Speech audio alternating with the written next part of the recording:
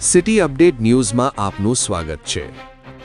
સુરત ગ્રામ્ય પોલીસે મોટી કામગીરી કરતા માંડવી પોલીસ સ્ટેશનના પ્રોહિબિશન ગુનામાં છેલ્લા 2 મહિનાથી વોન્ટેડ આરોપીને ઝડપી પાડ્યો છે।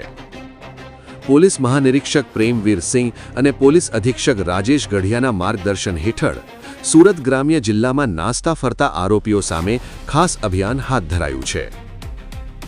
એલસીબીના પોલીસ ઇન્સ્પેક્ટર આરબી ભટોળની આગેવાનીમાં અલગ અલગ ટીમો બનાવી હ્યુમન સોર્સ અને ટેકનિકલ તપાસના આધારે ચોક્કસ માહિતી મેળવી ઓપરેશન પાર પાડવામાં આવ્યું।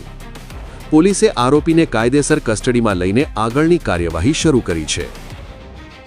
City update news Sufiyan Mulla જોડાયેલા રહો, કારણ કે હવે શહેર નહીં સમગ્ર દેશ કહેશે। આ છે સિટી અપડેટ ન્યૂઝ।